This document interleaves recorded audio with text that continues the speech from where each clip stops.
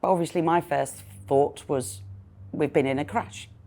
You don't think of a terrorist has just got on to the tube and is 4 foot away from you. The absolute irony is that I wasn't all right. I was the worst injured survivor that day. Apparently I'd lost 80% of my blood. That makes me teary now, thinking about it. My name is Martine Wright. I also was a survivor from 7/7 bombings that happened in London in 2005. This is my story. The day before, the 7th of July, was the 6th of July 2005. What day was it for me? I'll always remember that day, because it was my last working day at work before I lost my legs. But also it was a very special day for all of us, especially Londoners. And it was the day that we found out that London had won the Olympic and Paralympic bid for 2012. We just went mad. We were jumping up and down, and then obviously it was a time of celebration. I was so excited, so excited, so excited this huge event was coming to my London town, and actually coming to near where I was born in East London. So proceeded to go out that afternoon and evening and had a few celebratory jars with friends and said goodbye to my work colleague. I remember at the top of Oxford Circus tube station stairs, and waved goodbye to her and said, I'll see you tomorrow. I woke up on the 7th of July that morning. I actually hit my snooze button for 10 minutes because I was feeling a little bit hungover. So I hit that button, and then obviously, like we all do, rushing round like an absolute nutter, and ran to the station. So I remember getting on this train and then making my way to Tower Hill, which wasn't the easiest of journeys coming from North London. I remember having to make another decision, and many decisions that morning were sliding doors moments. And I remember getting to Old Street, and the announcement said that there was a problem with the Northern Line. So I had a choice. It was, am I going to get off and go and get a bus, or am I going to stay on the train? And I did stay on the train, and I went down to Moorgate, where I knew I had to pick up a Circle Line train. So I got to Moorgate and ran up the escalator, and I remember getting to the top of that escalator and looking right and thinking, what a result. My tube's just coming in. I didn't have time to go to the carriage that I normally would sit at, and I sat in one of the first two and went in there and looked in the corner, which was my favourite seat, and I sat in that corner. And I started to read my paper.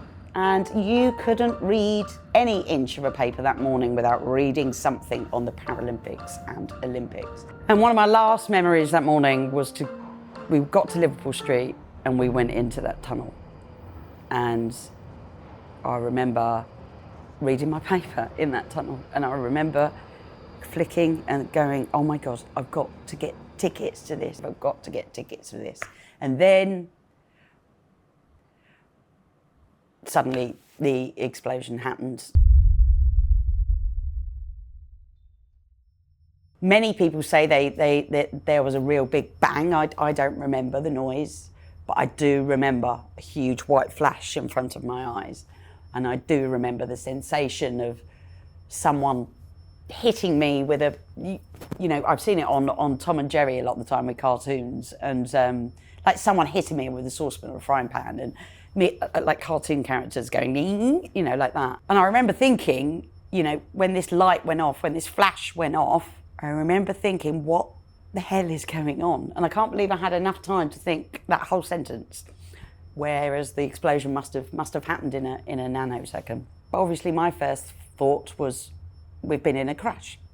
You don't think of a terrorist has just got on to the tube and is 4 foot away from you. I was not sitting in an environment that any of you would look at and think it looked like a tube.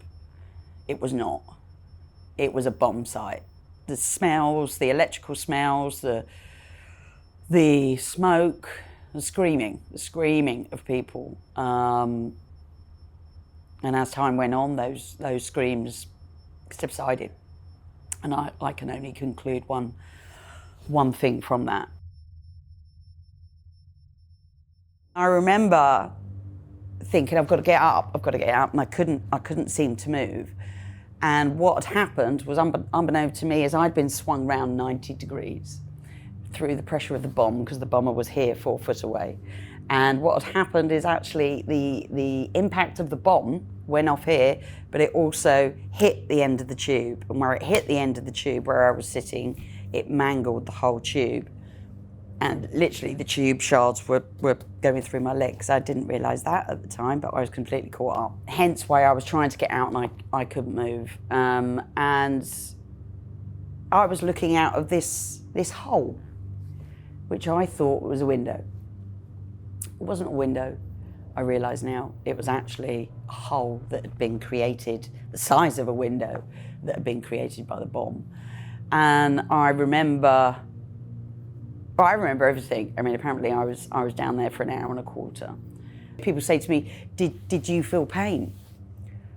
I can't remember the pain. I cannot remember the pain, but what I do remember is this image of this woman walking towards me from the next carriage. And that next carriage looked normal. As I said, that wasn't affected. There were yellow seats, there were blue rails. It looked normal.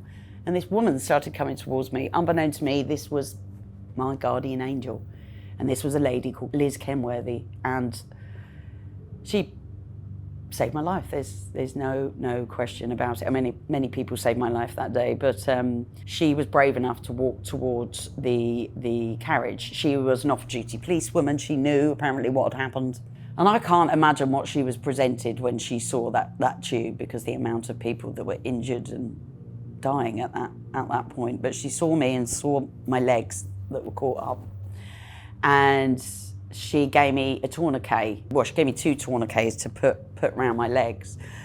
But before that point, I was trying to figure out, as I said, where I was. And as this smoke was clearing, because there was lots of smoke, I looked up and I could see this white thing on top of a load of metal that was pretty much the roof of the tube. And I realised it was my trainer. My new Adidas trainers that I'd put on that morning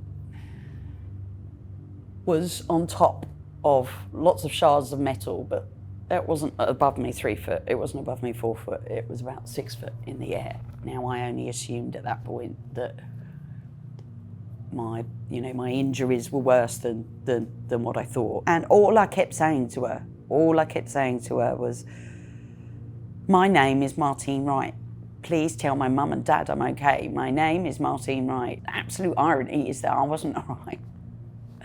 I was the worst injured survivor that day. Apparently I'd lost 80% of my blood. A paramedic came and approached me on the tube. Now, by this point, I had the feeling that everyone had been evacuated, and they had from the tube, because unbeknown to me, the fireman had to cut me out of the wreckage. And this is where I thought the paramedic came along and gave me a sedative, and I went out, and I was out of it.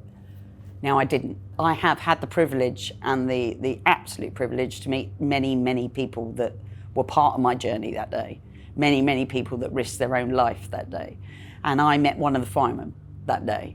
And this was a few months after it all happened. And I remember him visiting me in hospital, and he said to me, Martine, look at that. And he had these 2 scars on his hands from nails, it looked like. And I said, what's that? And he went, you did that. And I went, I didn't do that. I said, I was unconscious. The paramedic gave me something. He went, you weren't unconscious. You were absolutely conscious, and you were screaming with pain. And it was so hard, and you were put your fingers into my hand. They did pull me out, they cut me out. Liz was still with me. But as I said, I don't remember anything then. And I only remember 8 days later, when I woke up in Royal London Hospital. Unbeknown to me, I was the worst injured survivor that day. Unbeknown to me, they didn't know my name. Unbeknown to me, my family, my friends had been searching for me for 2 days, 2 whole days. I can't even imagine. I mean, having my son now and having children and thinking that just that unknown. I woke up 8 days later, and I remember the nurse saying to me, that we've had to take both your legs away, Martine. And I was so weak, but I remember having the strength to sit up, and then I saw my body and then just went back again. And it was only really the next day that I realised that what had happened. And that was a dark day. That was well, there were many, many dark days. But as I said, it was a road to recovery, and we all know that roads to recoveries are like that. And there was a huge turning point in hospital for me. I'd been in a coma for 8 days. I'd not watched the news. I'd not seen a paper. I had no idea how many people died that day. And it wasn't until I went to the gym physio for the first time that I went into that room and saw other injured survivors that day. And that was the day that I found out from them that 52 people had died. And I had no idea about that fact. So I believe that this was a bit of a turning point for me. And I believe that day, I turned around to myself and said, Martine, pull yourself together. You got two choices. And you sit there and you can feel sorry for yourself and you can keep asking that question. That question was, why me? Why me? I'm actually quite nice. Why me? Or you don't keep asking that question and you get up and you go, I'm going to get something positive out of it. And I suppose that's what my attitude has been. And, you know, I've been lucky to been able to grab those opportunities. And, you know, whether it has been learning to fly, whether it has been jumping out of planes, whether it has been skiing, whether it has been commentating, obviously being a Paralympian, or, you know, I've got to be honest, life does not get better. Life does not get better when you turn around to your mum and dad, who are complete royalists, who say, what are you doing next month? Do you fancy coming to Buckingham Palace? Because I've been given an MBE. That makes me teary now, thinking about it. So yeah, and I think that was all to do with. Do you know what that was all to do with? And it still is all to do with. It was to do with me realising I was on another journey. Me asking myself, first of all, what was my journey now? What was my life? But I realised that wasn't the most important question. The most important question I had to ask myself was, what was I going to do about it? Can you believe? I can't quite believe it sometimes. I took part in London 2012. People say, well, wasn't that the whole reason why you was late that morning on the way to work? I'll say yes. Since that day, that was 18 years ago now. Since that day, many, many things have shown me, have taught me that I think I was always meant to make that journey. I think that day, on the 7th of July, my fate was to make that journey. Why'd you say that? Well, as I said, many, many coincidences. You know, you can't make it up that I was late that morning as a result of the announcement on the 7th of July. You cannot make it up that I was reading the paper that morning and you couldn't turn a page, as I said, without reading something on the Olympics and Paralympics. Can't get away from. I went into that tunnel and that was the last thing I thought about when the explosion happens. I spent 2 years training for the Paralympics in Roehampton University. Where's Roehampton University? Well, it's in Roehampton, but it's also facing my hospital, Queen Mary's, not Royal London, Queen Mary's, where I spent a year in hospital learning to walk. And from my training hall, where we spent 2 years, I could see the window of my room that I spent a year in. Someone's trying to tell me something here.